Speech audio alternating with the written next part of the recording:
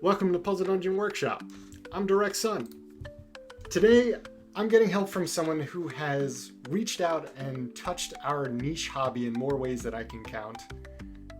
He's the author of foundational blog posts like the Dungeon Checklist, OSR style challenges, the mind behind my favorite survival horror adventure, Lair of the Lamb, the progenitor of the Goblin Laws of Gaming, and the resulting Glogiverse, the head of a Hydra that doesn't exist.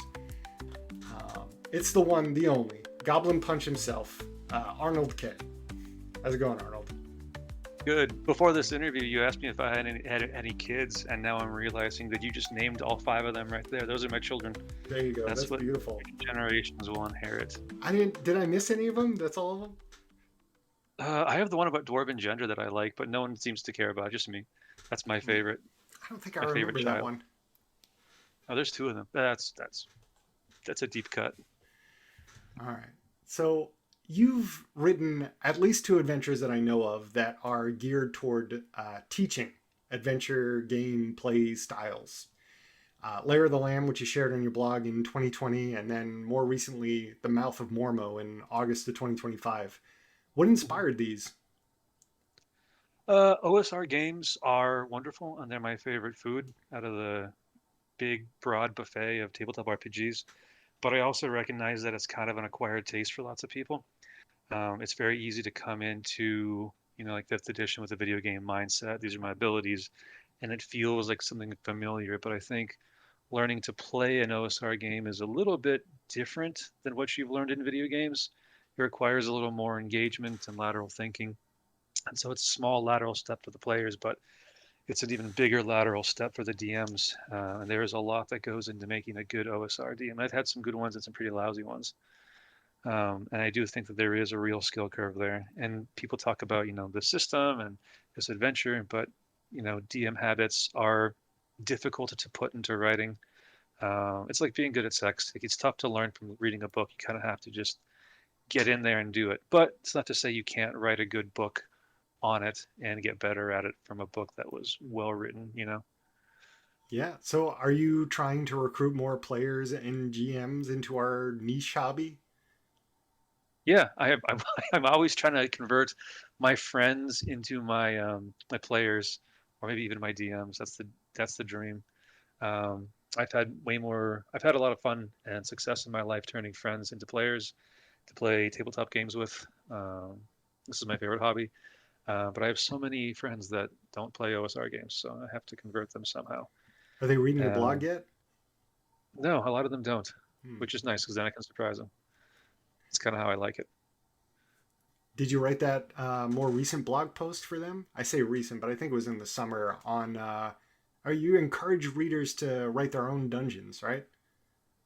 Yeah, always. I think people should write their own dungeons. That gives you a sense of what works and what doesn't. It makes you into a more discriminating dungeon master. Like another skill a good DM should have is to pick up an adventure and see how it's going to run at their table, not just oh, that sounds fun, that sounds cool, but how your players will interact with it. And that's also kind of the difference between a DM that leans in and one that just looks for things that look cool on paper. That's also an acquired skill. And building your own dungeon, you are much more invested in, oh, this room doesn't work, they're not getting my puzzle, they don't like my NPC, I feel this shame's going to motivate me to do better next time. Or conversely, they love the naked goblin stuck in a spider web, I'm going to put him in every dungeon. Heck yeah. So you learn more directly that way, I think. Definitely agree. Experience in doing helps me along a little bit better. I usually playtest my dungeons pretty early, I'd say. I think it might be too early. I don't know. And I go in and my players help me kind of find the holes and kind of add a little bit of something to it as well with kind of their ideas. Like, sure, one player wants to unscrew the head of a taxidermied owl on the wall. Definitely. And there's most certainly a gem in there. Do you kind of vibe with that? When do you play test your stuff? Do you just have everything completely written? 100%. No, you should sketch it out first, then you should play test it with real humans first.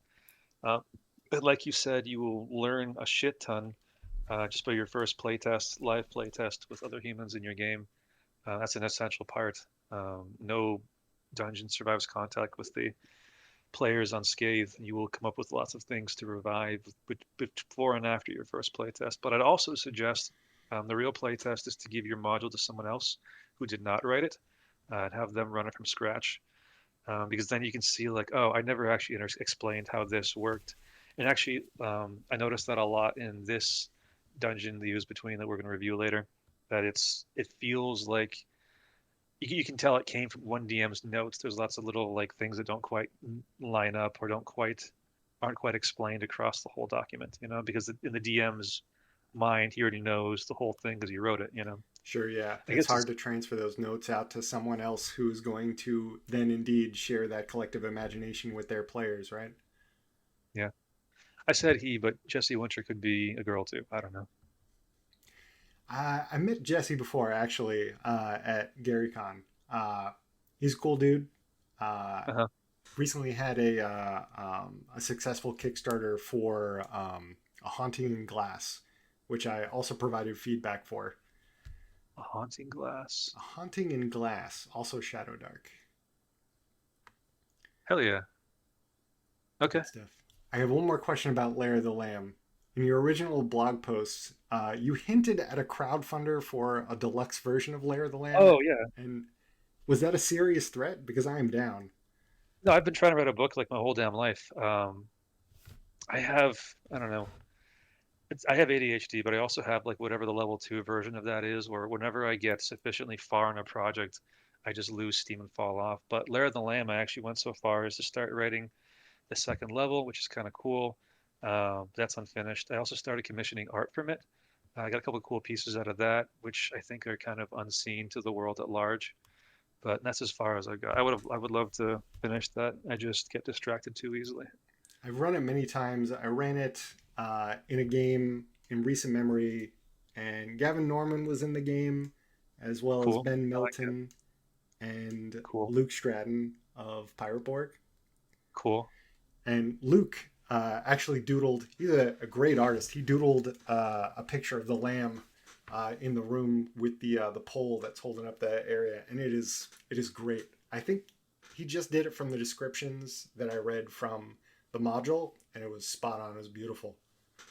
Yeah, I like the lamb. Like I like the description of it. I think when I was writing out the description, I was like, yeah, that's gross. That's really gross. That's good. That's It good is. stuff. A lot of your Big, stuff, I would say, has kind of like that vibe. Also, the gross vibe. gross but compelling. Yeah, Indeed. that's good. I mean, disgust is like the easiest emotion to evoke, I think. Like you can just, it's a big hairless cow with a foreskin neck. That's kind of Yep. gross. I don't know. So that one you can get across in a few words, I think. So you release most, I think, if not all, your content under Creative Commons share alike non-commercial license, which is awesome. Mhm. Um, Games like Cairn and Knave 1E have been released under Creative Commons share alike commercial. Is there a reason for the non-commercial? It seems to me like it harkens back to a time when the internet was an untamed jungle of creativity rather than walled gardens controlled by billionaires. Was that what you were Billionaires thinking too? behind Karen. Yeah, I think I have. I've come a long way in my life. When I was much younger, I had a very big anti-capitalist streak, and I think that the early days of the G plus OSR world appealed to me because it was without fences. I think a big part of my soul pushes back on the commercialization, the fifth edition. I also don't like Disneyland, even though I don't like Disney movies. I love The Lion King, but I hate it being sold back to me. That feels like it should be my childhood memory, and D&D feels the same way. This is just an imaginary elf game between friends. Why are we spending so much money um, to these corporations, just to give us these adventures we could write ourselves. And I think that if you read enough of my blog posts, you'll hear me thumping my Bible and saying that the people writing these professional adventures are not scientists with some secret technology you don't have access to.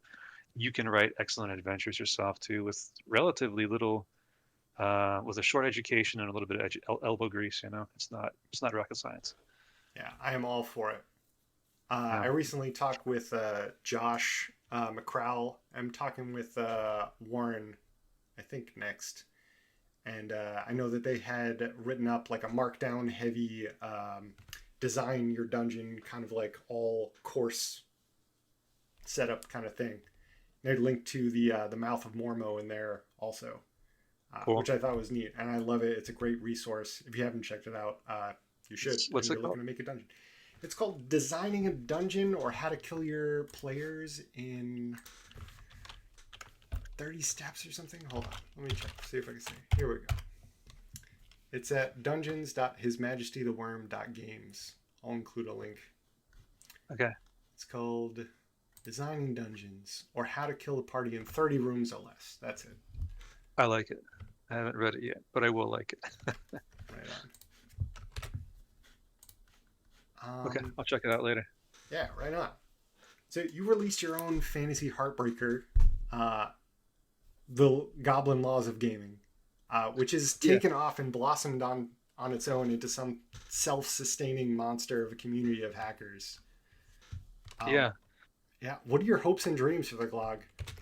I don't have any hopes and dreams that they are their own self-sustaining community now. Like whatever piece of me broke off and fertilized and grew into this tree, they are their own tribe, you know.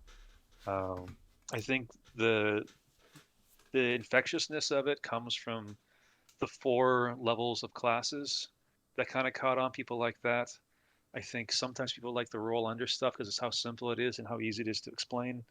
And I think also I did a good job on the wizard, and I think those are the compelling pieces that kind of bring people to the glog. Um, but it's not, it's just a system. There's lots of systems like it, and there's like 1,000 ways. Actually, what I would like to do is just write another idea for a book I have is just like 1,000 ways to tweak your glog and why you would want to tweak them. Kind of like you mentioned, like build your dungeon, kill your players in 30 rooms. Yeah, Good advice for dungeons. I think that it'd be good to have a book about how to build a system. You know, I think that's also a good skill because everyone's trying it, yeah. especially in the blogosphere. Those guys are very motivated, very creative, and they are always coming up with new stuff. And I think the short form nature of the blog kind of makes it very hackable. That's part of the why fifth edition is so commercially successful because a class is big.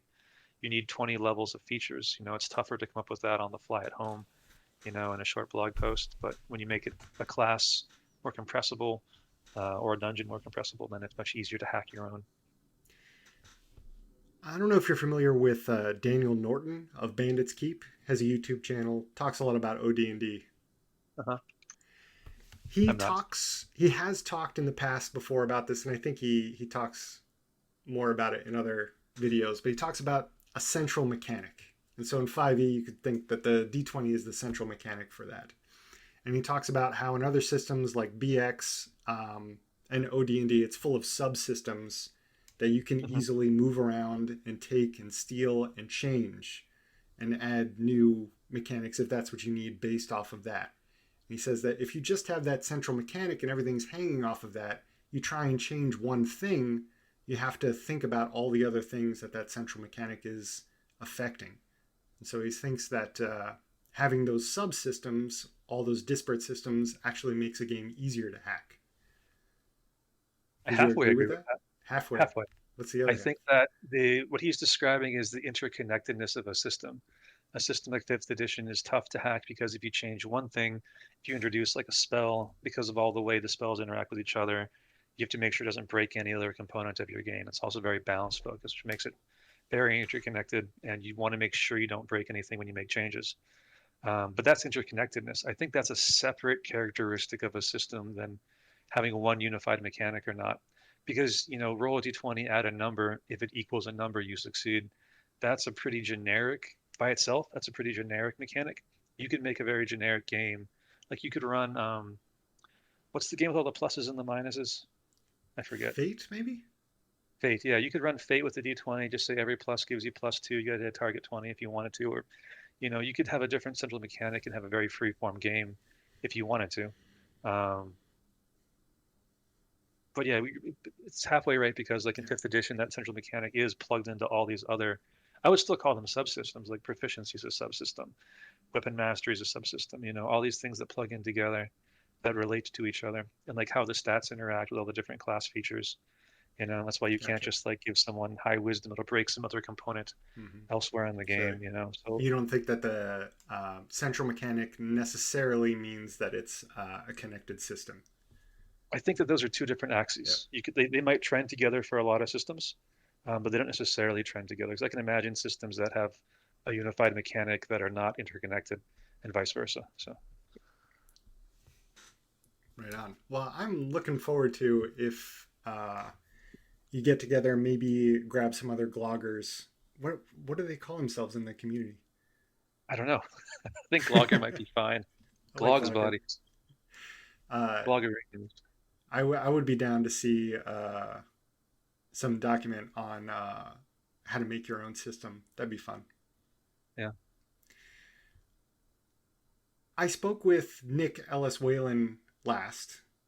I love that Um, guy. yeah, he's really awesome.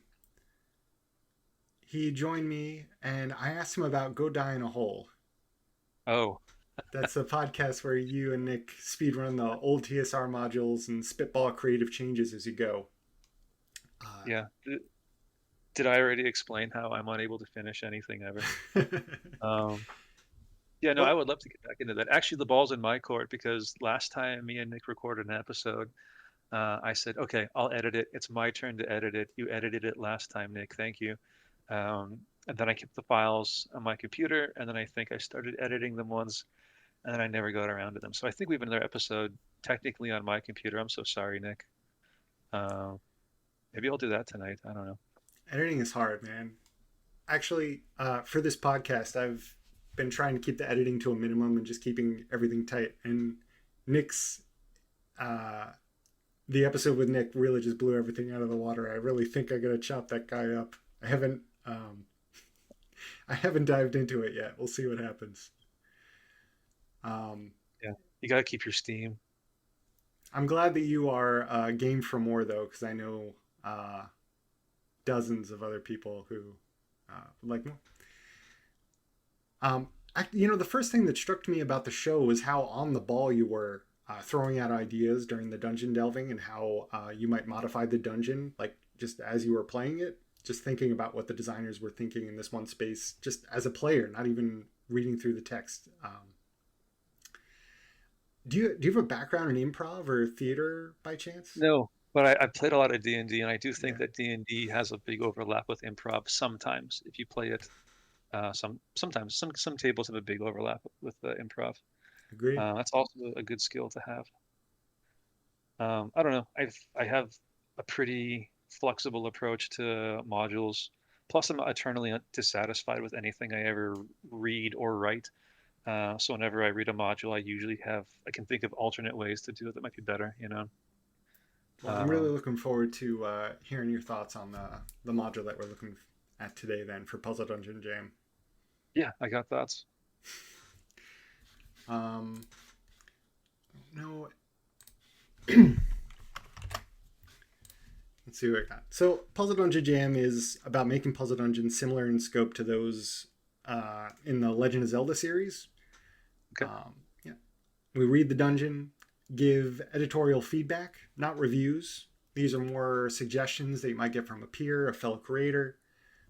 You're free to ignore that or use the feedback to make changes to the adventure. Okay. This is one feedback session. This is one such feedback session, and you've graciously offered your time and energy to assist me today. Thank you very much.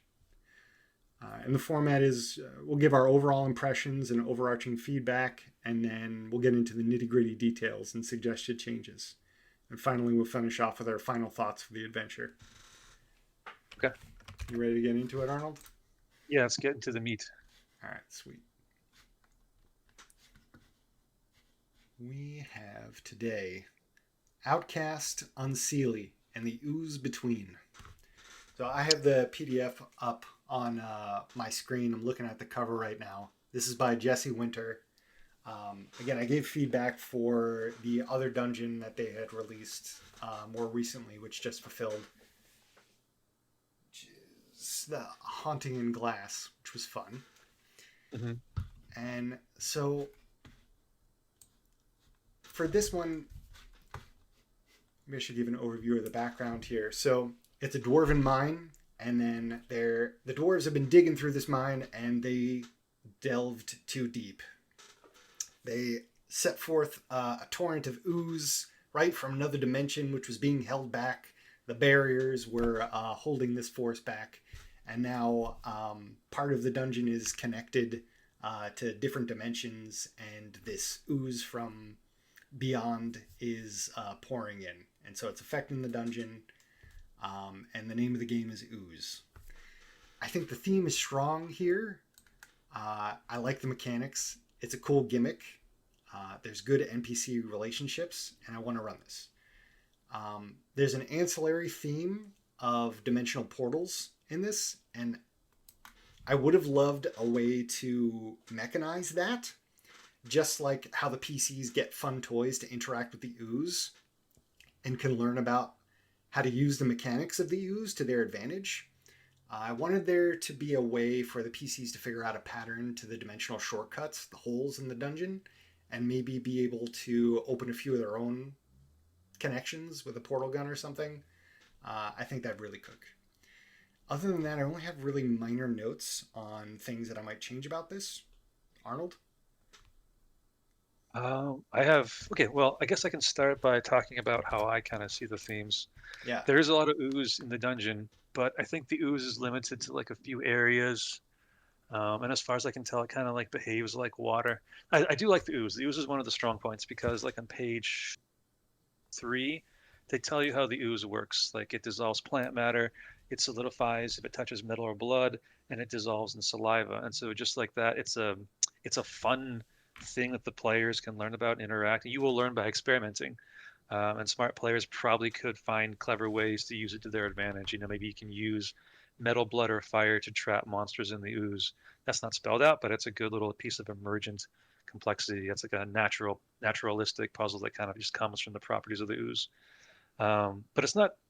I don't think it's deeply ooze themed. Mostly, it's themed about like you didn't mention the weird Unseelie dude that was here, Slaverall, but his teleporting Roman mansion, extra dimensional teleportation mansion, just came here to get the ooze. And then Slaverall himself, who's a giant flea monster, gets drunk on the ooze and has been drunk on the ooze on a big bender for a little while. And then he has his minions walking around. And there's a few of them. There's the gardener, there's Shiv, there's a queen bee, and there's also like a little cultist walking around who wants to hang out with him. But I disagree. I think that one of my actual criticisms is that the NPCs could use a lot more fleshing out. Um, for starters, most of what all of them want is they just want you to kill somebody else, and that could use a bit more fleshing out. There's also like this economy in here where these guys come here, the gardener grows the flowers make the honey goes to the bees make the blood honey, which goes to the gardener to grow the flowers. Then Shiv is also here to collect the blood to help the flowers grow. And that's a fun little economy. That's like an interesting little circle. And then my first thought when I was reading this is like, oh, this is something the PCs can mess with, you know. If they kill the gardener, there's going to be too much slime, or if they kill the Shiv, there's going to be too many flowers or something like that. They can interfere with this, or they can Yeah, maybe make that's a the neat bees get connection to think angry at about. the Shiv. But that doesn't really get explained. It's not, you know, I think that should be a little punch out section on the first page is like, what are all these NPCs doing here? And also, they have this really rich potential for what the NPCs could be, but it's like a big bug, a queen bee, and a no, and a dwarf with Edward Scissorhands fingers, I think. And I think there's more there that you could do. Like my first idea reading this was like that's they're all fallen fairies, right? But why are they bugs? Like that could be part of the backstory too. And if I was rewriting this, I would just make it like a painful backstory, like Slaverall, the leader, pissed off the god of the kitchens. He stole a blood pudding, so now he was cursed with a flea body, and now he has to drink blood. And everyone, all his whole court got flea bodies, you know. And you have all these murals throughout the dungeon showing him in his bug body trading masks in exchange for blood. But like, you could also have it be him in his beautiful elf body, stealing pies, or I don't know. You could rich it up a little bit, you know, Yeah. and So you think that background for how he was cursed with the flea body and also like his kingdom also being fleas would kind of add to uh, the experience?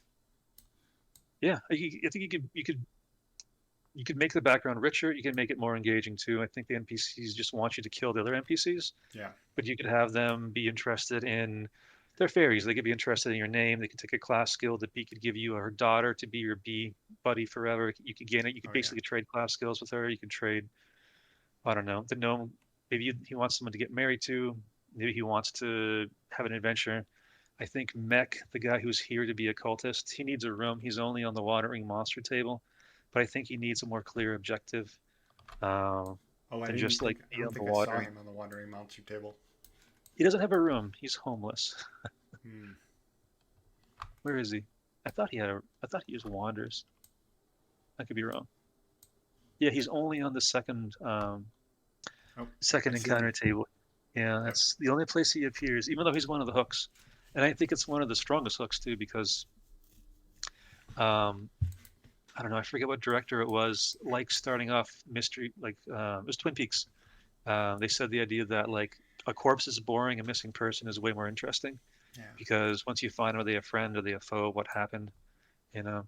And that is Mech. He's the halfling cultist that his dad wants you to go get back. And That's a that to good point. me was, I didn't catch that connection there. yeah, I don't know. That was the most interesting hook. The other hooks are like get rid of the magic, figure out where the realm is, and I guess to recover a treasure, which is good. It's good to find that there's a treasure there. So I could also flesh that out too. But that's kind of my first thought. Cool. Uh, yeah.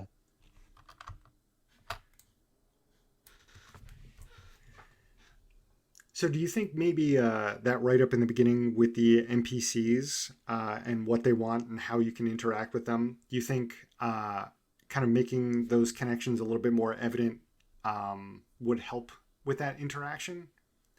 I'm not quite. I'm trying to think of like concrete things that could be Oh, added to so some of the NPCs to help with that sure. interconnectivity. Okay. If you're looking for a more concrete suggestion, I would say just add a table at the beginning, give the NPCs more backstory, say what they want, and more importantly, say what Mm-hmm. happens if you mess with them or kill them. And I would definitely put something on that table that results in the slime getting out of hand, the flowers getting out of hand, or the bees getting out of hand, especially if it can leave the dungeon. I'm a big fan of letting players impact Nice. the world, not just the dungeon. And if you have like magical bees invading the world and they hate everybody else, but they like you, and you're their buddy because you let them out, that's a fun outcome for a dungeon to have. Gotcha. That's very Cool. impactful. So So examples of the impact and what happens when you mess with all the powder kegs in there. yeah, especially you make the powder kegs more powder keggery and let it leave the dungeon, or at least create the potential for the bees or the flowers or the slime to like spread to the setting, even if it's just a smaller, thing.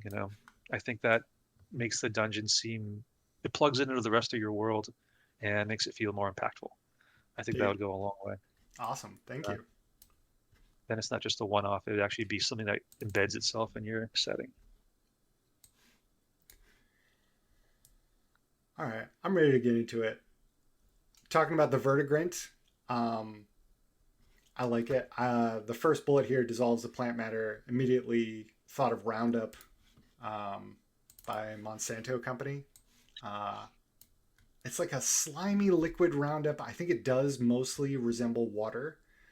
Um, I like what it does. I like that it kind of attacks the character sheet. It doesn't always Yep. do like yeah hit point damage and stuff. I think it says you have disadvantage on attacks until a successful hit with the weapon, right? Because then the rust Yeah.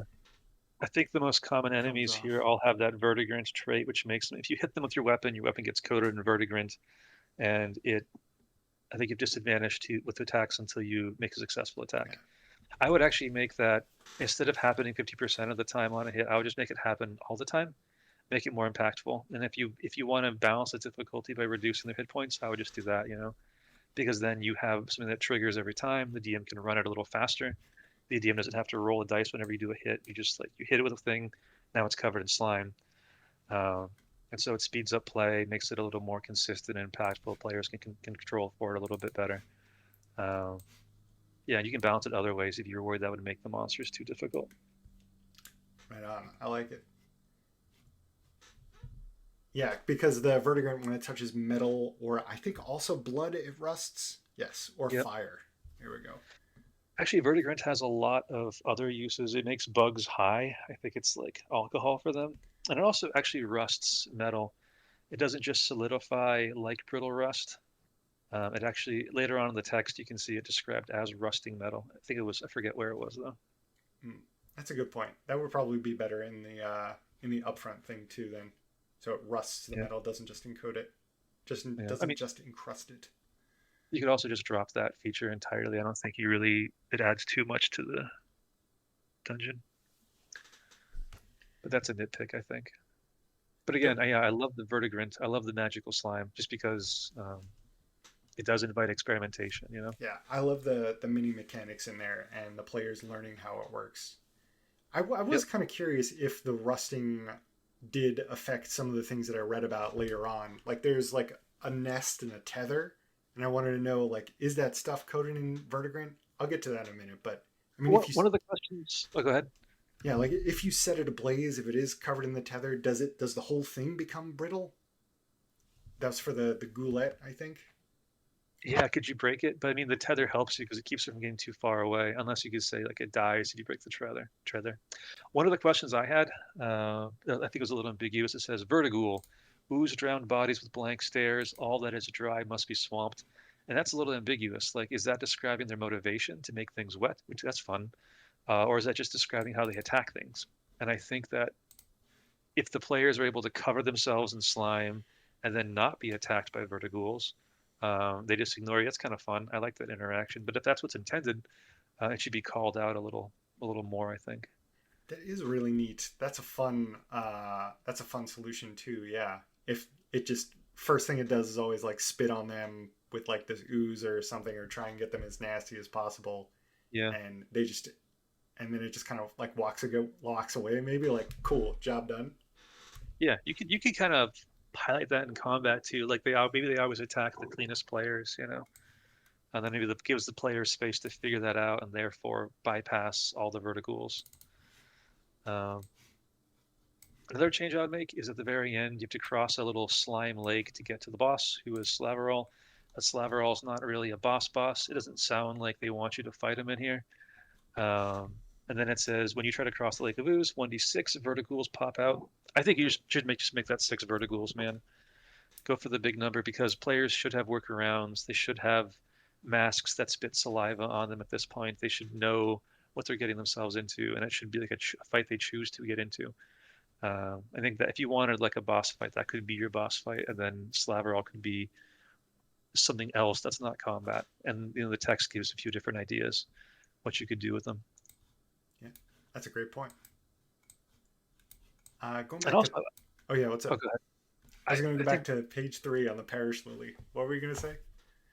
I think Slaverall needs like this is an OSR dungeon. I understand that minimalism is the way to go, but Slaverall is like he's a giant skull-faced flea glutting himself on slime. He's the master of the mansion, but like I think he needs a cool way to appear. He should either be like emerging from a pool of blood, or he should be sobbing into a pile of pillows, or he should be like in a dark corner singing songs and chugging slime, surrounded by bottles or something, you know. Like you could present this being in lots of different ways, but they don't give a single word about what he looks like. I mean, yeah, even the Vertigouls got 2 lines of flavor text. Yeah, I think for Slaverall it says mindlessly gluts himself on verdigris. That would be fun Mhm. having a little extra on there to describe to them because then they're like, this is the boss. This is the big bad that we've been hearing about. Yeah, and if he's a transformed elf, you could put like a sad little elf hat on him and his little elf jacket that's all torn now that he's a big gross flea. You know, you can make him kind of pathetic and scary. You know, skull-faced flea is not cute. All right. This parish lily, the saucer-sized red flower, their pollen causes mania, but there's no stats for the lily. I don't know when the pollen comes into play. Is it just when a Yeah, creature gets a whiff of it? I know the yeah, bees use it as a weapon at one point that they're near it. It's a, they shove the pollen on the characters. But yep. I would like to know how the players might be able to manipulate this. Like, how would they be able to do it? And where is the danger zone for them with the pollen? Yeah, that could also use a little more attention, I think, in the adventure. But it's also something I think that the average DM wouldn't hesitate to come up with something on their own. In my mind, a handkerchief. If you put a handkerchief on your face, that should cover, keep pollen out of your mouth. Um, and so that in that way it becomes a pretty easily overcome obstacle, which in my mind is fine. There's plenty of other obstacles in here. Plus, maybe the bees are smart enough to like pull down. I mean, the bees are intelligent, right? They're smart enough to pull down your handkerchief and blow pollen up your nose if they want to. Oh, yeah, I love it. Uh, so it's not overcomeable. But like, I think that's in my mind, that's what how I would run it. But if that's not what the DM, or maybe the DM wants to be more specific, like you said, what's the radius? What are the countermeasures? Is a handkerchief sufficient, or is it just skin contact? I don't know. Didn't seem central to the adventure. I think there was maybe like two or three places where it comes into play. Yeah, So but there's like maybe it's a not super lily choked important. tunnel. Plus, it's part of like the NPC economy. Like the gardener is obsessed with growing lilies, and he needs blood for that. But no, presumably he cares if you fuck up all his lilies. That's I don't know. true. I'd make the gardener a giant cockroach. Complete the bug triumvirate. Everyone's a bug. Oh, yeah.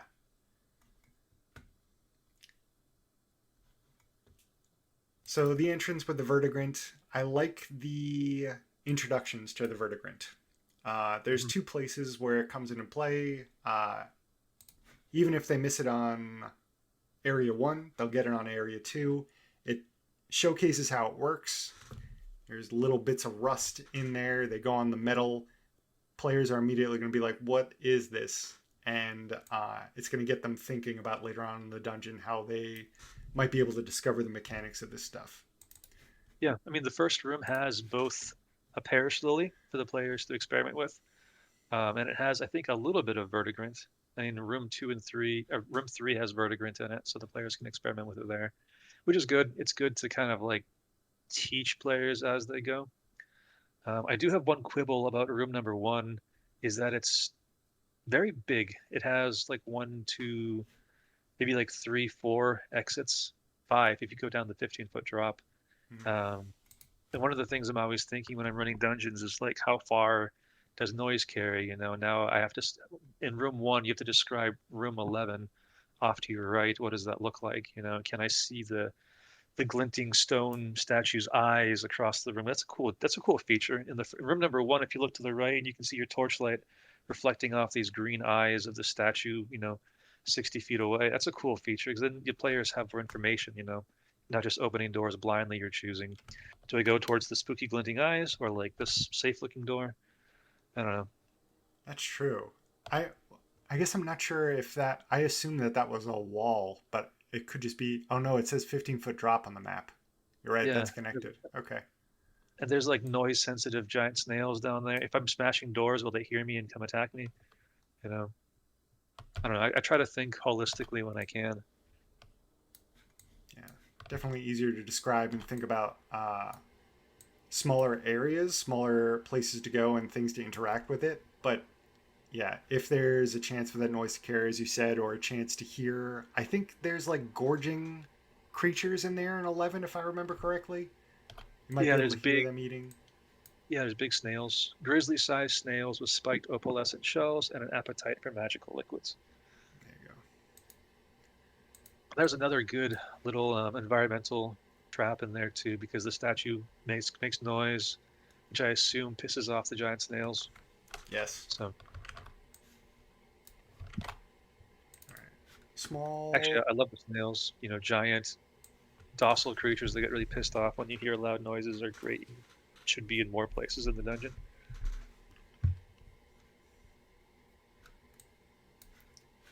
There's a small I typo also in the vertigal. I think it references the goulet. It should be vertical in the thing, the Oh stats. yeah. Vertigoul. Yeah, you're right. Also, I think room 14 has a typo. It mentions area XX. Yeah. There's also a typo in the name of the dagger Culex, which calls it Beseech, I think. Yep.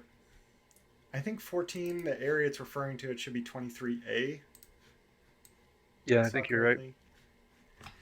There are a few places where I wasn't sure on the connection. I made notes on them, like some of Oh, the. It looked like it might be hidden hole, or, but I wasn't sure. that's another thought I have is there's a lot. So there's two levels to this. There's like sort of like the mine level, and then there's like the lake and the villa. Um, but sometimes you go down to get to the villa, and sometimes you go up to get to the villa. And if your theme is, oh, it's extra dimensional hodgepodge, that's fine. But one of the ways this scenario can end is with the villa being teleported away. And now I, as a DM, need to know, is the lake above or below the level one, and it's not clear. Well, actually, I wasn't even sure if those dimensional portals would continue to function. Are they still shortcuts, or do they all fail? I don't know, man. So I think that's another open question. What is this place? Also, what is it? If you scroll down to the very, very last page, um, there's two big ways to get down to the first level. From room 17, it goes down to 8. That's fine. So between room 8 and room 17, there's like an extra dimensional slimy staircase, I guess. But then if you go down below that, room 21C off to the east connects to room 1, which is like the entrance of the dungeon. And that one is genuinely confusing to me because it looks like you go to room 21 and then you go to the east and you end up back at the first room of the dungeon, entering from the west. But I thought if you enter from the west, that brings you back to the outside of the dungeon. So that one's also a little perplexing for me. I don't know if that was the Oh, intention. oh yes, the one-way door to Area One. I must have missed that one. Yeah, because if you trust that little to Area 1, and then you're trapped in here, I guess, because you can't get out, because if you try to go out the front door, you just go back to the villa. But again, I don't know. It's not really clear what was intended. Yeah, If it was me, I would just close off that entrance. I think this level has already like 5 different interconnections between the 2 levels. You don't need a yeah. 6th. So this one over 21C, you would close off to one, right? Yeah, I would just wall it off. I think you have so many ways to get between the 2 levels already. The teleportation thing was interesting. I'll get to that in a second. I feel like I'm bouncing around too much and forgetting what I'm talking about. Number 4, 4A, the lily choked tunnel. Hmm. It says it's impassable without killing and stunting the growth of the lilies. It says siphon blood from a dead occultist stabbed by the gardener, and I did not understand that line. Yeah. So again, this is one of the things that you have to like read the whole thing pretty closely to make sense. But the blood makes the lilies grow. The gardener's job is to get the blood and the corpses. So I guess that means that the gardener has been killing the cultists and then using their bodies to help the lilies grow. Um, because I can't find any occultists in here. There's only Mech, who I think is trying to join. He wants to be a cultist. I mean, you could put some cultists in here. I mean, one of the notes I have is that the cultists would be a good thing to stick in Area 24. Maybe replace Lady Rhineblight, who is another NPC that wants you to kill Slaverol. Or you could also put the cultists in. There's a model, the Ettercap in room 13. You could replace him with some cultists. Or you could make him like a dwarf. We have this whole dwarven layer of the dungeon that doesn't really get touched. Maybe he's a mad dwarf who's been here from the dwarven days, obsessed with Vertigrint or something. They just let him live here. You know, you could kind of tie it together that way. I don't know. I think Right on. the, I guess, yeah, Ettercap is fine, but it's a chance to tie it back to something else. I mean, I immediately thought use vertigrant. Does it say anywhere that the lilies are immune to the roundup? No, I think the lilies just die instantly if you put Vertigrant on them. Another way to kind of get through there. Hmm. Yeah, but I think that if you damage the lilies, he pisses off the bees, which feels a little unfair because you got to kill the lilies to get to room 5, and that's where you first meet the bees. Can you get through the door in the north? Not. Oh wait, nice. You can get to the door in the north. My bad. I missed that. Yeah, there's a couple other ways into that room. I stand corrected. Oh, all right. So in 5 mentions a door. It says nearby lilies wilt from electrified vertigrant oozing under the door. Uh, Hmm. I think I imagine it was also steaming as well because it says it turns plant matter into like steam and just kind of melts it. I like Yeah. the storm hammer in 6 in the armory. Uh, I don't think it needs the wet requirement. It says it's a silver warhammer etched with thunderbolts. Benefit when wet, this warhammer gains +1 bonus and becomes electrified, dealing +1 d6 damage. And it says the curse is the electrify effect can harm you if the hammer is not firmly held in the hand. I don't Hmm. think it needs to be wet for that. Make an electric hammer. The puzzle here still works. It's in a pool of liquid that will still Yeah, electrocute you. I agree with you. Um, and I think the curse part can be dropped too, unless you really want it. Having to hold it firmly in your hand or electrify you. I'm not. I I'm mean, not sure it ties to something yeah, else. it's a little ambiguous. You could just say like on a crit miss, you shock yourself if you wear metal armor, you know. Dig it. There's also like another little naturalistic puzzle in this room. Like 6, when you open the door, the electrified pool of vertigrant drifts backwards into the storage room. And so you open the door, the stuff comes in, melts the flowers. The bees get pissed that you're killing their flowers, and then they turn hostile, I guess. Um, which feels, I don't know, What says maybe a it? little unfair. I guess you can just close the door and prevent it from happening, you know. It says it Then you goes got to into find a way to. 5, right? Not 4. Yeah, it flows back into 5, and it kills the lilies there because parish lilies flourish in Area 5. And this is also where you meet the bees for the first time, probably. Oh, that's right. Okay. Yeah. And so I guess you can always just close the door, um, because I like the bees. You know, I don't want the bees to. If I was a player, I don't want to turn the bees hostile immediately. I would close the door and say, "So sorry, maybe," and then try to find a different way into that room. I don't know. Or maybe they And I would. guess, I guess they could clue you in that there's a puddle that's gonna go in there, but I guess it's not really oh, you just close written the that door way. and Yeah. get some sandbags or something, And and what's then the keep deal it with from the coming. bees again? They want you to kill someone, right? Yep, it's another NPC. Their queen. Um, what's her name? Oh, yeah. Queen Shiv kill Myra Rose. plants. You kill Shiv. That's right, because they don't want the plants dead. Yeah, and then in room 18 upstairs, they all serve Queen Myra Rose, who uses the bees to make blood honey, which is how the gardener gets paid. But the blood honey must be good for something else. You know, that's another blank spot. What is the blood honey good for? What happens if I eat the blood honey? You know, Yes. You turn into the Blood Queen. Oh, that would have to be blood jelly, right? blood jelly. You turn into a prince. It's like the Mario crown. You turn into a queen. You turn into a princess. There you go. Let's see. 8. Here we go. This is the membrane for the goulette, this monster. So it's a membrane nest. It's a gooey, oozy sleeve, which I assume is the vertigrant,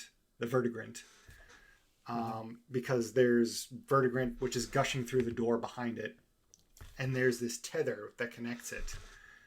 Um, so can you burn the tether and the nest to turn this to rust, which is brittle, and then crack the tether to destroy it instantly because it needs the tether? Or if not, Fire deals. sorry, Fire what? deals no damage to the goulette, and it makes its AC 18. So fire just Okay, strengthens it, I guess. all right. And so I guess that's the same for the nest and the tether. Probably. I mean, So how how tough is long? this thing really? It's 45 HP, AC 16. I think it's like 10 hit die, right? Okay, it's a 45 little HP. tough. It's a little tough. I think it's meant for you to figure out how to kill it without doing it head on. But there's no description of how to do that with the tether. So how long does it take to sever the tether or destroy the nest if you're not burning it? I think the tether is just there to let you run away because I think the author was just like, oh, this is kind of a tough monster. If the players run away, it won't chase them through the whole dungeon. It's just a way of softening the encounter, which makes sense to me. It's like a level. It's got 45 HP. It's like level 9 or something. Well, It has it 3 says bites. Never mind. it That's kind of fearsome. it says here in Ooze Bound, it says it takes 10 damage per round if its tether or nest is destroyed. Oh, and there is HP for the tether slash nest. I must have missed that. It's 10 AC, HP 20. Okay. I totally missed that part. Never mind. Oops. Yeah, but I mean, also, if I was a player, I wouldn't want to fight the big scary thing unless I had to. I'd explore the whole dungeon first, which would probably mean I'd end up opening the back side of this door first, because I don't want to fight this thing if I don't have to. I would That's go right. back to the other end, back to the mansion, probably open the other door, the back side, and then I'm not sure what happens. Maybe it's Well, there are some other hidden entrances that connect to the yeah. second level, but I can't remember what is the There's a most bunch. likely. There's at least four, All right. five if you count the bell, six if you count room one. Yeah. So the cave in, there's a little trap here. Oh no, the Shiv's trap, right? There's a stone scepter here. I'm not sure. Like I looked up pictures of scepters and I see scepters. What Oh, makes this a stone scepter versus like a rod? this is another typo. It says for the chest in area 11, but it's not. It actually belongs to the statue in room 16, hidden shrine. Hmm. Um, but the room 16, it says that the scepter belongs to the statue of the dwarf king here, but it doesn't say what happens if you put the scepter in his hands. I think what Oh, it does is it opens the chest because it says the chest is sealed by holy runes. It holds loot.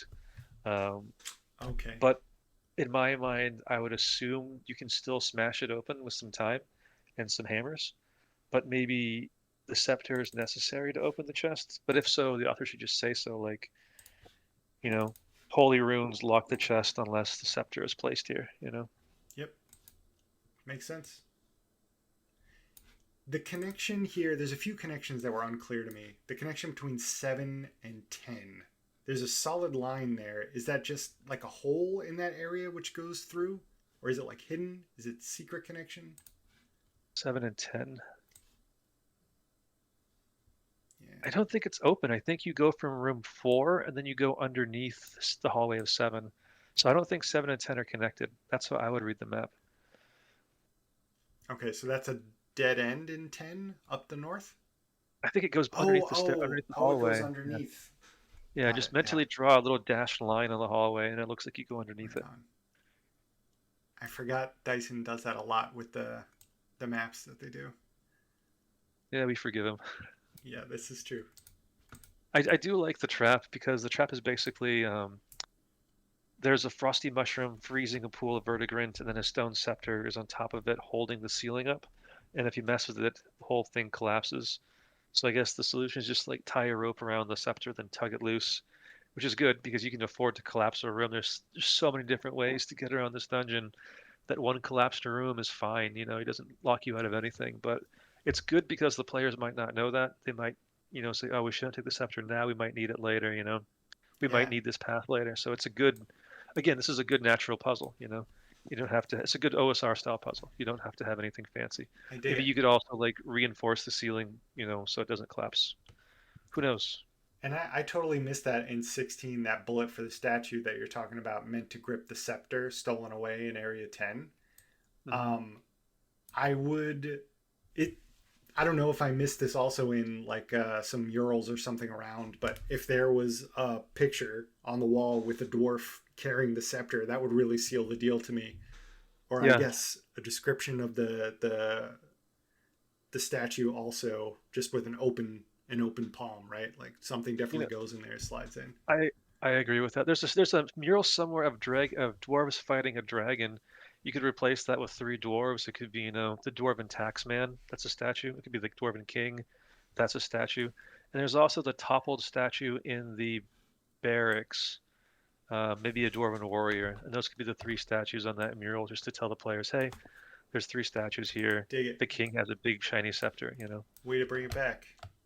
You know. All right. 11, the drowned marketplace. So I'm looking at the description over here. So it says that there is a void in the 30-foot ceiling above, right? Yep. And that's what the description shows. And then the bullet for void is the inside of an encrusted bronze bell holding Yep. back the verdant lake above, which is Area 25A. And void immediately makes me think of like a black hole. And I know Yeah. the use of the word that they're going for here, but I feel like maybe a better description would be like a dark spherical cavity or niche. And like I think cavity or niche is a perfectly good word to bold and have a bullet for that. Yeah. Niche or hollow, Hollow's good. bronze hollow. Yeah, I do. I also was confused the first time I read it. It took a couple of reads to see what it was. Then I had to read Area 25A to see there was an old bell tower up here, and it fell over, I guess. So is that what that diagram is in the mini map just above number 11? So it Yeah, says I mean, area. yep. You could even redraw it to make it a little more obvious because the chest is supposed to be hanging on the bell ringer, Okay, but I think they call it the pendulum, not the ringer. Um, got it. but yeah, the Okay, drawing is also a little confusing. yeah, I was a little confused when I saw it. That makes sense now.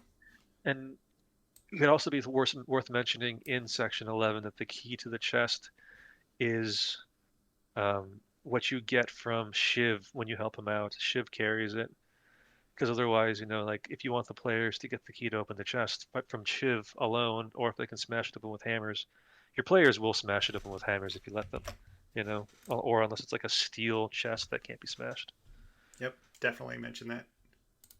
It's also a marketplace. I love adding salesman to my dungeons. It could be a salesman ghost, or I would add like a salesman goblin, or make it a vertigul. Make it a The last remaining dwarf is now a vertigul. You could do that too. That's interesting. Or a vertical salesman? Are you thinking, or just a vertical? It's a drowned marketplace, but someone's got to sell something there to make it a marketplace. Sure. In my mind, it can be a ghost, it can be a vertigal, it can be a goblin. You don't need a reason to put a goblin in a place. You can put a goblin anywhere, and it makes sense. Too true. Open a chest, goblin Why punches it. not? The Lich Gates, number 12. It says roots twist through cracks in the floor and ceiling, forming three thorny lich gates. Within each stretches a taut, milky membrane. And so, just from this description, it took me a little bit to kind of piece together what was going on in 12. And I think it's like they're like cylindrical tubes, which are big, milky flesh tubes that you could open up and traverse through. Is that what you were getting from this? Yeah, I think so. Okay. They're portals, but it never calls them a portal. It calls them a thorny lich gate. Honestly, you could reskin this one as just like three glowing pools. Each one you could swim through to go to a new area. One pool is dry. It contains a hidden tunnel dug by Shiv. I That's don't know. good. Yeah, I needed a little bit more visual representation to help me out with this one, but it's good to know I Yeah. was on the right track. Yep. It's three portals. The middle one is ruined. And so it says these are the. I think it's describing. Yeah, okay, where they go to. So the left one leads to Lightless Apple Orchard, right? I love the apple dimension. Yeah, I love the apple dimension. This is great. It says that the apples taste divine, but they curse the eater with illusion masked hives. Is that just invisible hives? I think it's invisible hives. You don't see them Okay, unless you touch them. I gotcha. assume that's my interpretation. Okay. And then when it says, if killed while cursed, they awake without memories of childhood in the now dead orchard. That is Which is a fun really moment. cool. Yeah. I like that because now you thought you were dead. Surprise, you're in this dead orchard. Um, it might be a little bit tough to run because now you have to like, okay, well, don't roll a new character. You actually are in this orchard, and you can come back around and find the party again. Um, Yeah. Like, I'm in that but dungeon again. It must have been from when I ate the apple. That's cool. but it's still really cool. I don't know. You can also just give them amnesia. It's also not really a curse. It's kind of a blessing. You could make the curse, more impactful. Something that they have to live with, and their character has to live with on a daily. Like, Yeah, maybe Maybe they're. their veins turn green and they bleed vertigrant. Maybe goulets always target them because they smell delicious. Maybe you become delicious. That's always a fun one. Ooh, I like that. And your sweat tastes like Granny Smith apples. Yeah. They get. Anything that likes to eat apples will attack you preferentially. Oh man, and those fire ants just got a whole lot more scary. All right, and we already mentioned the typo in 14. The underneath the pile of shields, I think, goes to a hole to area 23A.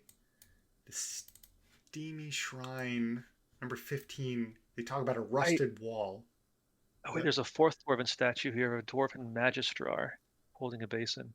Yeah, I actually like this. I've been playing Silk Song, and there's a little sauna in there, and I'm like, man, dungeons should have little saunas. This would be a good place to put an NPC. I would just say this from roll 1d3 to see which NPC is chilling in here, and they're in a good mood because they're soaking in the steamy sauna. Um, Even though I guess it's like full of saliva, whatever. Bugs don't care. But this would be like Yeah. a chill little place to put NPCs. I feel like that Um, they'd like that if they were gorging on vertigrant for so long, right? Like it's probably coming out of their pores at some point. They need a cleanse. A yeah. cleansing pool of saliva sounds great. Yeah, and even if they were hostile before, this is like the peaceful room, in my mind. But no, I like the steamy shrine a lot. I don't think we mentioned to the listeners that saliva dissolves verdigris. Yeah, which is great because now you have a tool to get past all these little Yeah. vertigrant based obstacles, but it's based on how much you can spit. Um, So yeah, and in so throughout the dungeon there are these masks, the slaveral masks, which just spew forth saliva. I assume uh, like a decanter of endless saliva, maybe, yeah, there's which would three be of them fun. in here, and I think they're like super weapons because they do like 1d12 damage against all these goo people. It's fun. If you don't have that mask, can you spit on your weapons to get rid of the rust in your armor? I assume I, so. I think so. Like, I think the way you get past the fused pile of metal shields, if you don't have the masks, is the whole team just sits there and spits on them for a few minutes, which is charming, and I like that. And that's perfect. You cannot improve that. Arnold, did you read the post that I wrote on the puzzle in Lair of the Lamb? The fish clock, fish 1212. The fish vault, yeah, uh, the chambers. Yeah, you said that it was not a good OSR puzzle, and I read it and I was angry, but you're right. It's not a good OSR puzzle. What it is that it's like an escape room puzzle. It's like a pattern recognition puzzle. I'm sorry.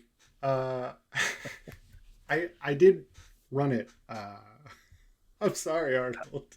It's okay. You're correct. I've run How'd it it go? several times. It went great with the changes. So I had that it's just a fish mouth, right? The fish mouth statue opening up, and it needs water, right? Because one of the things Ah, in the dungeon is you need to rehydrate your characters. They're going for that gotcha. fountain, and many times, I think the 2 or 3 times that I've run it with that change is players are like, "Yeah, we're gonna pee in it," which I think is a wonderful solution. Um, We don't have water. Well, they're dehydrated. They don't have pee. I know, right?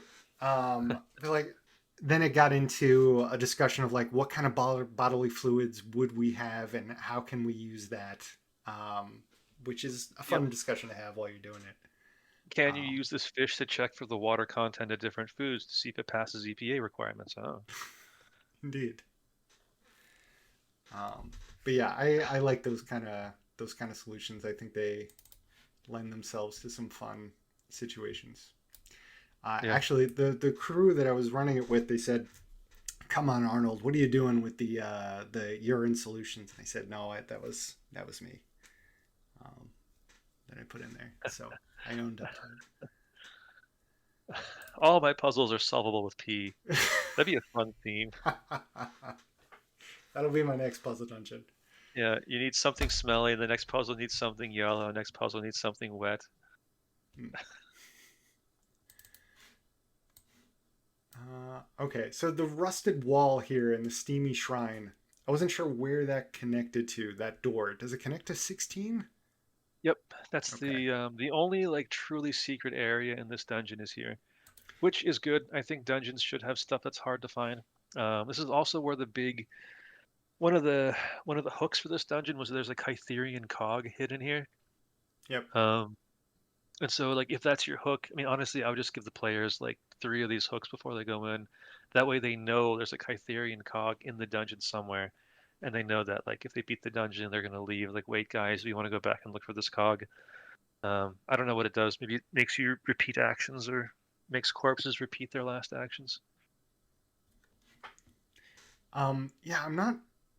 I think it does something like that. I haven't read the rules for Shadowed Ark in a while, but I think it's an item um, in the rules. Yeah, there is some Yeah. Oh, no, language that.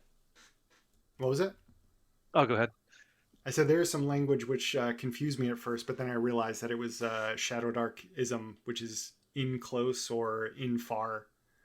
Um, Yeah. I remember the tether is double near length, which I think yes, is a little convoluted. it's a fun phrase to say. Yeah, no, but I know I like the shrine. The steamy shrine is nice. The hidden wall, Lisa. The puzzle here is that the hidden wall is covered with vertigrant rust, and it covers a short passageway that goes to the hidden shrine, where the statue of the king is. Um, I wonder if there's a better way to make that puzzle happen. Maybe you could just have like a portcullis, and then you can see that there's a room back there, but you can't get in there. And the 2 ways to get there would be to like have someone themselves stand on the basin, get teleported into the room, and then they can, turn the portcullis handle, or I don't know, maybe hire one of the goo people to go in there and open it or something. I don't know. I have to think on that. So you're thinking that they might not know that there's something back there that they want to get to, and you want to make it more obvious with like a It, portcullis? it, it really, really depends how the DM, spotlights it. If they just say, "Oh, the walls are covered with vertigrant," and then one wall is completely covered with the stuff, they might not pick up on it. But if they say there's a patch, like if it's like a Scooby Doo cartoon, there's like a square patch covered in vertigrant, then it's easy. They just knock it down. And so I think then it becomes a puzzle about noticing. And I think puzzles about noticing are a little less fun than puzzles about problem solving. Because if you have a closed portcullis and the puzzle is like, where's the switch? Or how do we get through this thing, Right, which I making think the is more challenge interesting. obvious. Because if you're just saying, oh, there's a patch that's covered in vertigrant, either the players instantly recognize it or not, and so it's only fun for about 1 second. Um, Sure, that's or a you good could have point. or underwater passage. That's always fun. You say the pool is very deep. In the deepest corner, there's a little, crawl space that goes to the next room. They can go in there. Maybe open the portcullis. I don't know. I like portcullises. It's just my thing. It's my whole personality. Whole personality is the portcullis. Yeah, be a good tattoo actually. I put them in my dungeons a lot now. I don't know why. For reasons like this, I guess. I like them. I like the portcullis in Lair of the Lamb. The armored corpse beyond. You want their stuff. Yeah, it's also kind of like a video gameism where you can see and there's something there to get. And you just got to figure out how to get there. Yes. I really like that trope with TTRPGs too, though. You're totally right. The portcullis is a good way to do that. Um, I like having those things kind of up front in puzzle dungeons too, showing the players like what their main goal is and where it might be, but they have to figure out how to get it Yep. by figuring out the mechanics of the dungeon. Yeah, they know something is there. They just don't know exactly what it is or how to get it. I think that's fun. Exactly. So in 16, there's a minor typo, holds encrusted coins. Let's see, I got 21. I love all the opportunities to get the mask. I think there's 3 separate opportunities to get the mask. So I think it's 3 separate masks, right? yeah, Yeah. it's good giving them different ways to have that. I like the mirrors too. I like mirrors in 21D because they relate to the other mirrors, and it's going to get the players thinking like, remember those crazy mirrors where we saw illusions again? Is this the same? How do these ones work? And it gets them in the experimenting mood. Yeah, I like the mirrors too. Although I would say that the mirrors are kind of like a one-way. Let's see, how does it work? Where's the first room 4? So in room 4, if you linger there, the gardener appears in the mirror, then steps through to nab and stab a victim.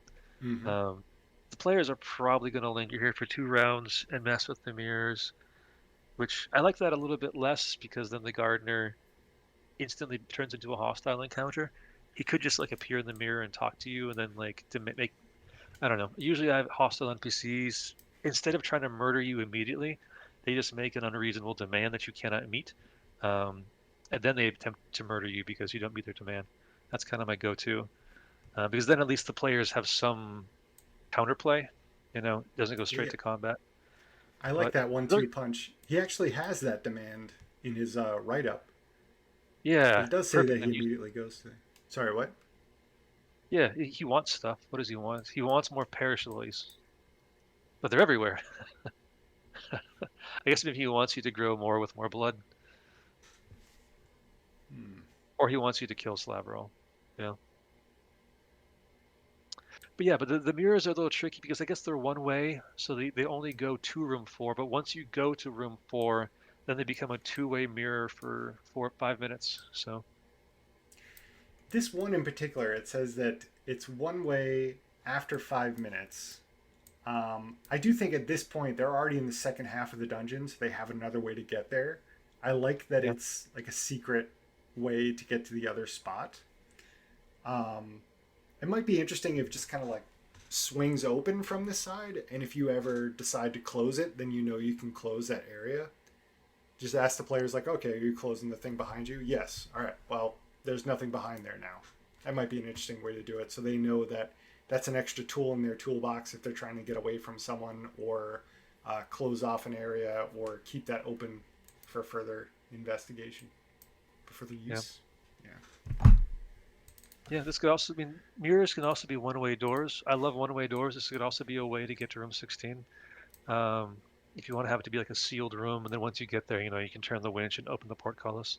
I was actually wrong. 21C mentions that the door to Area 1 is one way, so it doesn't create an infinite loop. You go to Area 1 down this long hallway, then you cannot return. So you can still leave the dungeon. You're not locked in here.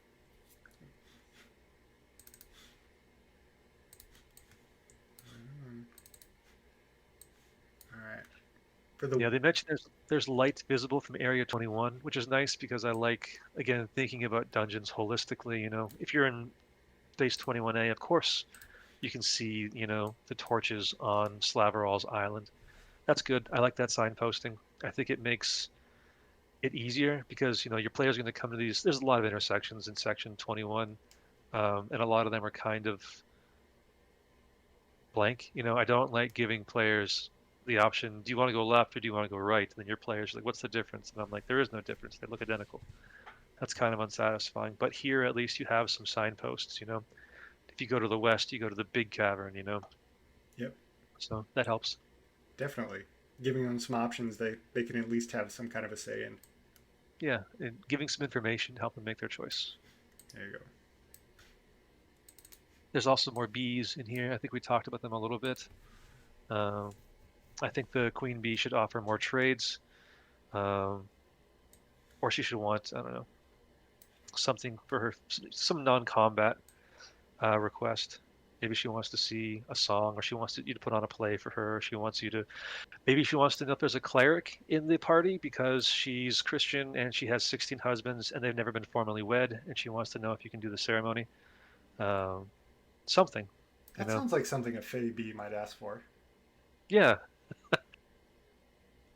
That was in 21? I didn't see the bees in there. Oh, sorry, the bees are in 18. Oh, 18. Um, Yeah.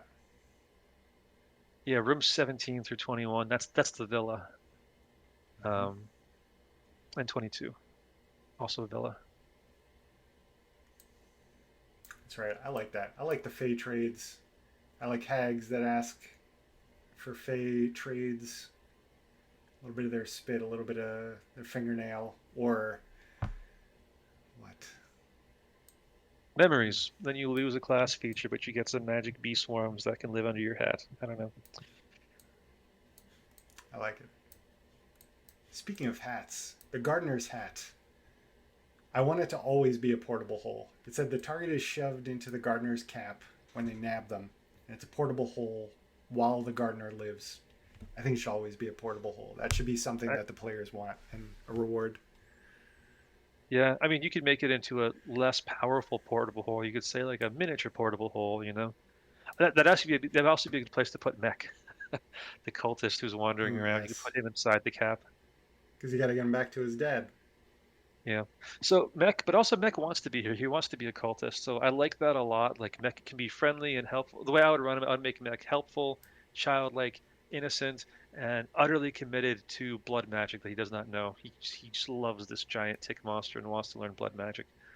Um, and he would never, if you start fighting Slaverol, he'd ally with Slaverol against you, despite being an otherwise, adorable little guy.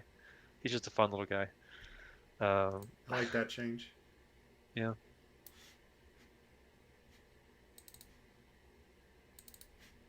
Yeah, you could also put cultists in one of these rooms, like room 23 or 24 comes to mind.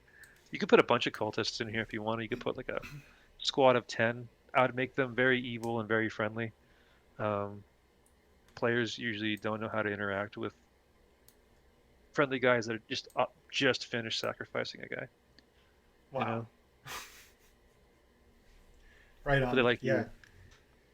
Because they don't need them. They're not hostile. They're like, yep, we did what we came to do. Are you guys new recruits? I don't know.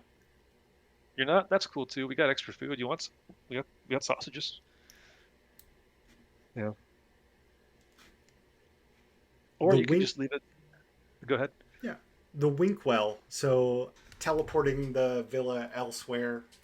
I think there's a chance that this gets activated before the place is fully explored. Yeah. So that to me says that I need to improvise the plane untold. That hold on. So it says Blaine blood drains to nowhere. Then the villa shakes if you fill this with blood. This Winkwell. It solidifies in vertigrant, and then the blood seeps through the cracks in the marble, and the villa vanishes to plains untold, leaving behind an empty cavern, which is fun. But I don't want to be improvising two different places, like the rest of the dwarven mines, it says up here, and also this plain untold. But I do like that this could happen and it could teleport away. I think just a simple suggestion that says, like, grab a random dungeon off your shelf and just stick them in a random room for that particular spot would be interesting. What did you think about this? I 100%. Yeah, I agree. The whoever runs this needs to be aware of the possibility that the players could just shunt themselves into a new dimension when the villa teleports away. But that's okay. You have plenty of adventures on your shelf. You just have to be prepared to run one. I would actually bring the villa with you. I would just take a dungeon wherever it is, and then take this whole villa, and then attach the villa to the dungeon, and then you're in the villa, and Yep. Slaverol is there with you, and he's like, "Hey, we're here to get this thing. Go get the thing," and then he become a quest giver, Yes. or some other NPC. I don't Love know. it. Pull from the hooks off the adventure, the dungeon that you Yeah. got in there. Yeah, it's a teleporting villa. It's really fucking cool. You got to use that. You Yes. know, it could even be like make some friends along the way. Maybe Slaverol's not such a bad guy. Maybe his old companions hear he's not a drunkard anymore, and they come rejoin, and you meet more of his buddies. I put some of them into the place because the villa apparently is pilotable, right? One of the outcomes is Slaverol gets his cloak and uses it to teleport the villa to a new dimension. Maybe he's obviously going somewhere for a reason. It might be to seek revenge on his enemies, or it could be to get some resource he needs, or it could be that's where his friends are. Does he have a brother? Does he have a wife? Dig it. We already mentioned the typo with the Kulex, the dagger. Yep. If draws blood, I think that was an old name that was laid in there. The Lake of Ooze. So it says that it contains wreckage of the villa's west wing. And I know there's three items that are definitely in the wreckage. There's the sunken bell tower, there's the old mine cart, and there's stuff that's in the coat room because they're sub Yeah, locations of 25. the code room is actually hard to reach. It's way up in the northwest corner. You only get there if you have a boat. I actually might want to go through and put a boat or something, maybe a huge wooden table that you can use to paddle, because otherwise you don't have a way to get across this huge lake of Yes. slime. I want something to Um, latch onto and describe to the players. When I see wreckage, I immediately think of like a shipwreck, but that's not what this is. It's a wreckage yeah, of the villa's west wing. it's the bell tower that just fell over, you know. Or I Yeah. guess the west wing as well, you know. I think like an upturned wardrobe or something too might be a nice paddle boat. Yeah, water would it'd be fun. I like that. Or just it's fairy stuff. You could put whatever. You could have a giant wooden bucket. Um, you could have a wooden horse you paddle around on. It could be a wooden turtle. And the wreckage Yes. doesn't have to be regular wreckage. It could be, floating in the air. Maybe you jump across it if you want to have that type of game. Um, if you want to just have them find ways to jump across these floating pieces of the West Villa, the West Wing. All right. And then I mentioned the gardener's cap. Do you have anything else for it? I already mentioned I'd make the gardener a cockroach. I think the gardener needs the most fleshing out. Why is he called the gardener? What's his real name? Maybe Slaverol took it away as punishment for something he did bad, and now he's just the gardener and he wants his name back. I would just try to give all these guys some weird, obtuse fairy motivation. You know, Yeah, I dig that. That's a good point. yeah. Um, The ice mushrooms are cool. The Thaylord's Isle. I don't know. I would put more harmless animals or friendly NPCs, or I don't know. Maybe just people who are really, really high or drunk hanging out with Slaverol, just to make it more of a I dig it. place because it's just like a lonely little island. Some more cultists, a merchant or two, maybe a chicken slinging merchant. Yeah, why not? People need chickens. Right on. My players absolutely hated that guy in Lair of the Lamb. They despised his guts. Was he ripping them off too hard? Uh, yes, he was. Then I think you're doing it right. All right, excellent. Yeah, the trades are always awful. It's like here's a bunch of gold for one bottle of wine or something. I don't know. Yeah. I For a think rope. they just couldn't get it in their heads that this person like didn't want to like genuinely help them. It was like, no, like you must pay me off. I'll get you stuff, no problem. It's just gonna cost you. Yeah, I think that's fair. It's It was a great encounter. yeah, captive audience. Um, so yeah, my final thoughts on this. I like it. I want to run it. I think the theme is strong. Again, I dig it. Yeah, I think I've hit all my bullet points. I have a whole bunch of notes here, but I think I got them. I think I got them all already. Um, Sweet. but yeah, it's a solid dungeon. It should be enough for a couple of sessions. Yeah. Okay. I want to talk about Puzzle Dungeon Jam again real quick. The Puzzle Dungeons are still up there. You can still get them. The jam ends on the 15th, but if you still want me to take a look at your adventure, I will. Just send it my way. I'm on the Zine Month Discord with the username that you expect. There's other puzzle dungeons which are still pay what you want until the end of the jam. My puzzle dungeons are up there. They're pay what you want. Brad Kerr put his puzzle dungeon, Fabien's Atelier, on there. Delden put their rule set with the example puzzle dungeon in there for the door locks behind you. If you go to www.puzzledungeon.com/jam, it will get you there. And you can check that stuff out. Before we go, also, I wanted to talk to you about my upcoming puzzle dungeon. It's a familiar tower, and I'm crowdfunding it as part of Zine Month in February. It's an escape room wizard tower crawl, and if you like Zelda puzzle dungeons, you'll like this. Yeah, I so do. will your players. It's part of Zine Month in February. It's gonna be good. It's puzzledungeon.com/tower. Gets you right to the backer kit page. It's magic. If you press the sign up button, the numbers go up, and that makes me happy. And that's good. Thank you for helping me out, Arnold. This has been great talking to you. And thank you for forgiving my transgression of changing Larry the Lamb, the puzzle. No, you're supposed to change it. But no, thank you. You make really good points. And thank you for having me. This is really fun. My job, I read and review endless PDFs, so it's fun to do one more in a more fun context. Oh man, I'm glad that that's not just crushing. Doing that again for your hobby. Oh, it is a little bit, but this is fun. This one's got ooze. Right on. Fun Do ooze. you have anything you want to talk about or plug or send people somewhere? No. Be kind. Play tabletop RPGs. I guess that's my 2 bullet points. Dig it. Play more games. Yeah, but thank you, Mr. Sun, for having me. This has been very fun. Thank you, Arnold K, Mr. Goblin Punch.